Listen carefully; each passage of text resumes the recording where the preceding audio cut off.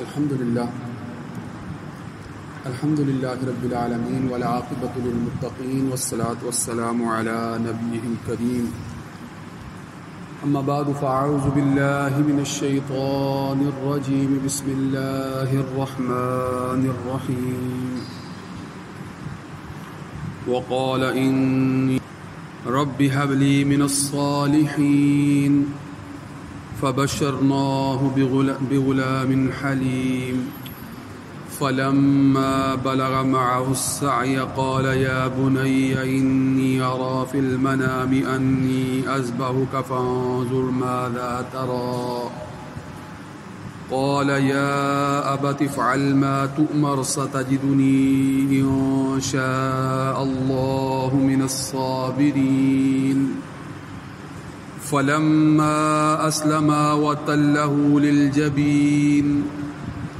وناديناه أن يا إبراهيم قد صدقت الرؤيا إنا كذلك نجزي المحسنين إن هذا لهو البلاء المبين وفديناه بذبح عظيم وتركنا عليه في الآخرين سلام على إبراهيم كذلك نجزي المحسنين وقال النبي صلى الله عليه وآله وسلم أنا ابن الذبيحين وقال الله تبارك وتعالى إن الله وملائكته يصلون على النبي يا أيها الذين آمنوا صلوا عليه وسلموا تسليما اللهم صل على سيدنا ومولانا محمد وعلى آل وأصحاب سيدنا ومولانا محمد وبارك وسلم عليه. سامعین محترم، یقیناً آج کا دن جو ہے وہ بڑا ہی مبارک دن ہے. 10 ذی الحج کا دن ہے اور یہ دن اس عظیم قربانی کی یاد کے حوالے سے بڑا ہی اہم ہے، بڑا ہی اہم دن ہے کہ جو قربانی پوری امت سنت ابراہیمی کے ضمن میں ادا کرتی. میں نے آپ کے سامنے ایک مختصر سی روایت کا متن جو ہے وہ رکھا ہے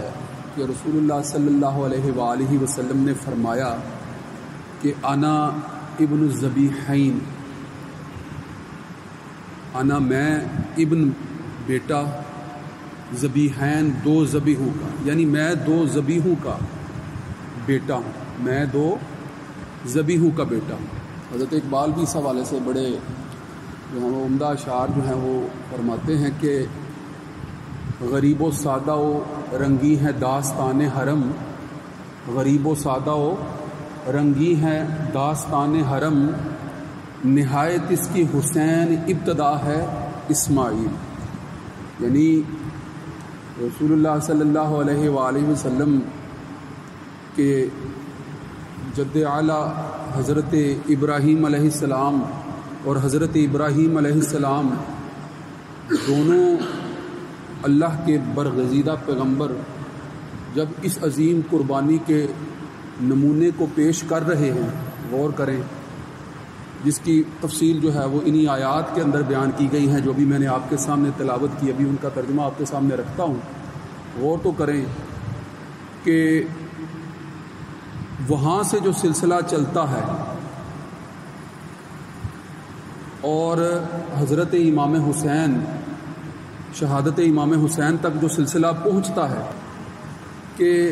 غریب و سادہ و رنگین ہے داستان حرم. غریب کا لفظ عربی میں اجنبی کے لیے استعمال ہوتا ہے، تو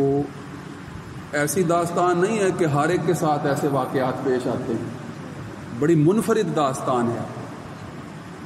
ہر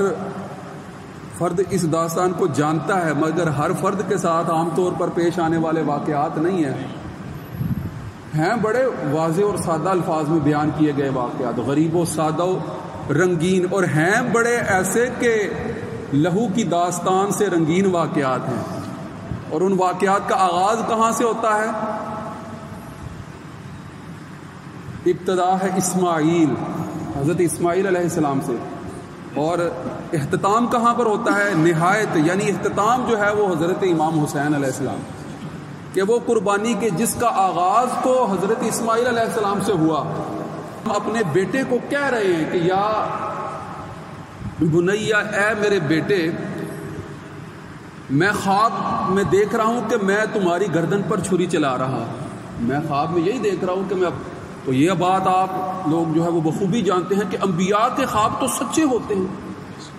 انبیاء کو وحی جو ہے وہ جن ذریعوں سے انبیاء تک وحی پہنچائی جاتی ہے ان میں ایک بڑا ذریعہ جو ہے وہ خواب کا ذریعہ ہے، انبیاء کو جو ہے وہ جو خواب دکھائے جاتے ہیں، لہٰذا انبیاء کی نسبت سے جو ہے وہ جب آپ حضرت ابراہیم علیہ السلام، حضرت اسماعیل علیہ السلام کو یہ آگاہ کرتے ہیں کہ میں یہ خواب دیکھ رہا ہوں کہ میں تمہاری گردن پر چھری چلا رہا ہوں، یعنی تمہیں ذبح کر رہا ہوں، تو اس تابع دار بیٹے کا جواب سنیے کہ وہ کیا کہہ رہے ہیں۔ حضرت اسماعیل علیہ السلام یا ابت افعل، کہ اے والد محترم کر گزریے، افعل کر گزریے، کر دیجئے، ما تؤمر، جس کا آپ کو حکم دیا گیا ہے، جس کا آپ کو اللہ رب العزت کی طرف یہ فیضان نظر تھا یا کہ مکتب کی کرامت تھی، سکھائے کس نے اسماعیل کو آداب فرزندی، کہ کس قدر جو ہے وہ مؤدب انداز میں جواب دے رہے ہیں کہ اللہ کا حکم ہے۔ یہاں پر وہ روایت ذہن میں رکھیے نا کہ جب حضرت ابراہیم علیہ السلام جو ہیں وہ اپنے بیٹے کو کہتے ہیں کہ رسی اور جو ہے وہ یہ کچھ سامان وغیرہ، چھریاں وغیرہ اٹھا لیں، ہم نے جو ہے وہ لکڑیاں کاٹنے پہاڑ کی طرف جانا ہے، اور جب راستے میں جاتے ہیں تو شیطان ابلیس جو ہے وہ انسانی شکل میں جو ہے وہ ظاہر ہوتا ہے کہ کدھر جا رہے ہیں، تو حضرت ابراہیم علیہ السلام یہی جواب دیتے ہیں کہ میں اپنے کام سے جا رہا ہوں، تو شیطان یہی کہتا ہے نا کہ آپ کہیں اپنے بیٹے کو ذبح کرنے تو نہیں جا رہے جس کا آپ کو حکم دیا گیا ہے۔ تو جواب میں جب شیطان کا یہ تکلم سنا تو جواب میں پھر کیا کہا کہ اعوذ باللہ من الشیطان الرجیم، کہ میں شیطان مردود سے اللہ کی پناہ مانگتا ہوں۔ سمجھ گئے کہ یہ شیطان ہے، ابلیس، لہٰذا شیطان کا جب وار حضرت ابراہیم پر نہ چلا تو پھر بیٹے کی طرف جو ہے وہ حضرت اسماعیل علیہ السلام کی طرف آتا ہے، اور آ کر جو ہے وہ یہ کہتا ہے کہ تمہیں پتہ ہے تمہارے باپ تم کو کہاں لے کر جا رہے ہیں؟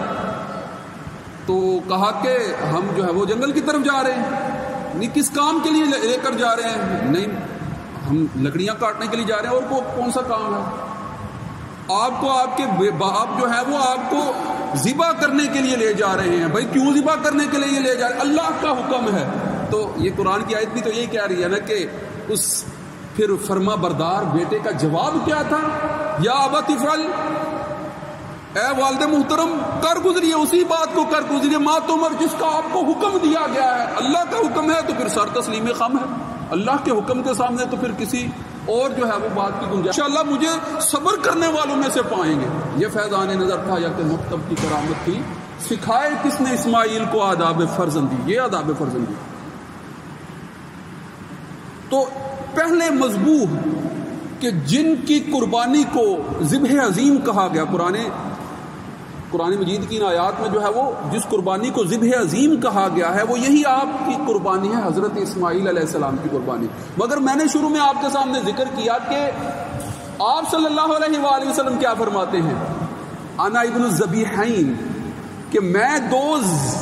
ذبیحوں کا بیٹا ہوں۔ تو پہلے تو ہیں حضرت ابراہیم علیہ السلام، یہ دوسرے ذبیح کون ہے؟ اس کے متعلق بھی بڑی دلچسپ روایت ہے۔ آپ جانتے ہیں کہ جب حضرت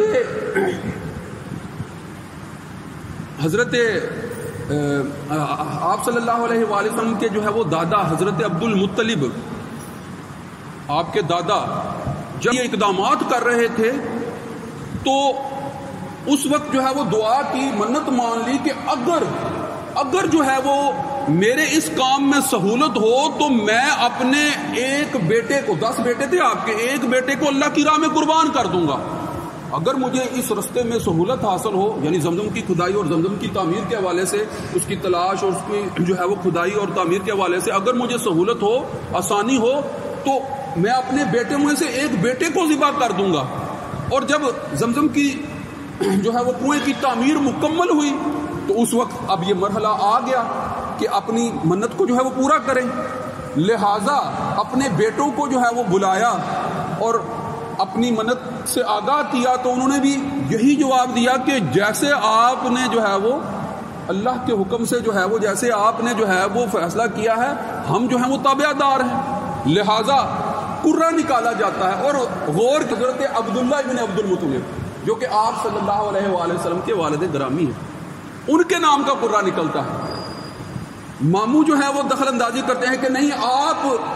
آپ جو ہیں وہ ان کے بدلے میں فدیہ دے دیجئے, یہ مناسب نہیں ہے کہ آپ کی قربانی جو ہے وہ کر دی جائے. اور پس منظر میں کیا بات تھی؟ پس منظر میں یہی بات تھی نا کہ اگر آج ان کی قربانی کر دی گئی تو پھر بیٹے کی قربانی جو ہے وہ رائج ہو جائے گی اور پھر سب کے لیے جو ہے وہ بڑی مشقت ہوگی کہ ہر کوئی جو ہے وہ یہ فعل سر انجام دینے کے قابل نہیں ہوگا. تو ذرا غور کیجئے کہ جب آپ صلی اللہ علیہ وآلہ وسلم جو ہے وہ یہ فرما رہے ہیں کہ انا ابن الذبیحین کہ میں 2 ذبیحوں کا بیٹا ہوں, تو غور کیجئے کہ پہلے ذبیح تو حضرت اسماعیل علیہ السلام ہے اور دوسرے ذبیح جو ہیں وہ حضرت عبداللہ. ان کو بھی جو ہے وہ ذبیح کا لقب اس لیے عطا ہوا کہ جب ان کو جو ہے وہ قربان کرنے کے لیے جو ہے وہ حضرت عبد المطلب نے جو قرہ نکال لیا تھا اور اس عمل کے لیے جو ہے اس کو کر گزرنے کے لیے کیا گیا کہ ایک طرف جو ہے وہ اونٹ رکھے جائیں اور دوسری طرف جو ہے وہ حضرت عبداللہ کو جو ہے وہ رکھا جائے. جب پلڑے کے ایک طرف جو ہے وہ 10 اونٹوں کا جو ہے وہ ذکر ہوا تو پلڑا جو ہے وہ جھکا نہیں, پھر 20 اونٹ کیے گئے, پھر جب 100 اونٹ جو ہے وہ آپ کے مقابلے میں رکھے گئے تو 100 اونٹوں کا فدیہ قبول ہوا, تب جو ہے وہ حضرت عبداللہ ابن عبد المطلب کی جو ہے وہ قربانی مؤخر ہوئی. غور کرنا چاہیے ان واقعات پر. لہٰذا اس وقت سے جو ہے وہ انسان کا فدیہ جو ہے انسانی جان کا فدیہ جو ہے وہ 100 اونٹ کے برابر جو ہے وہ دیت کے طور پر جب ضرورت پیش آتی ہے دیت کے طور پر تو 100 اونٹ جو ہے وہ انسانوں کی قربانی, انسان کے بدلے میں جو ہے وہ اونٹوں کی قربانی یا اونٹ دینا جو ہے وہ 100 اونٹ کی دیت جو ہے وہ اس وقت سے جو ہے وہ عرب میں جو ہے وہ مقرر چلی آ رہی ہے. تو غور کرنا چاہیے. تو انا ابن الذبیحین آپ صلی اللہ علیہ وآلہ وسلم نے فرمایا کہ میں جو ہوں 2 ذبیحوں کا بیٹا ہوں. تو ایک ذبیح تو حضرت اسماعیل علیہ السلام اور دوسرے ذبیح کے لقب سے پکارے جانے والے جو ہیں وہ آپ کے والد. یقیناً جو ہے وہ ذبح کا جو فریضہ ہے یہ ہر صاحب استطاعت پر ہر سال واجب ہے. غور کیجئے, صاحب استطاعت وہی کہ جس کے اوپر جو ہے وہ صدقہ فطر واجب ہے, جس کے اوپر صدقہ فطر واجب ہے رمضان میں, وہ قرض کے علاوہ قرض کی رقم کے علاوہ اور اپنی دیگر ضروریات کے علاوہ اگر صاحب نصاب ہے تو اس پر پھر قربانی واجب ہے. تو اس کی طرف سے جو ہے وہ ہر سال, کیوں آپ صلی اللہ علیہ وآلہ وسلم نے روایات میں آتا ہے آپ صلی اللہ علیہ وآلہ وسلم جو ہے وہ ہجرت مدینہ کے بعد جو ہے 12 سال 5 ماہ 13 دن تقریباً جو ہے وہ مدینہ میں گزارے ہیں. تو آپ نے کسی بھی سال جو ہے وہ قربانی مؤخر نہیں فرمائی, ہر سال قربانی فرمائی اور فرمایا کہ یہ آپ کے مورث ابراہیم کی یاد ہے, ان کی سنت ہے. قربانی جو ہے وہ حضرت ابراہیم کی سنت ہے. اور اس حوالے سے آخر میں ایک روایت آپ کے سامنے رکھتا ہوں. ترمذی اور ابن ماجہ دونوں میں یہ روایت موجود ہے کہ عن عائشہ تو قال رسول اللہ صلی اللہ علیہ وآلہ وسلم, حضرت عائشہ صدیقہ رضی اللہ تعالیٰ عنہ فرماتی ہیں کہ رسول اللہ صلی اللہ علیہ وآلہ وسلم نے فرمایا ما عمل ابن آدم من عمل یوم النخر احب الی اللہ من احراق الدم, کہ اس یوم نحر کے دن اللہ کے نزدیک قربانی کے جانور کا خون بہانے سے زیادہ محبوب اور کوئی عمل نہیں ہے. اس دن سب سے زیادہ محبوب اگر اللہ کے نزدیک جو ہے,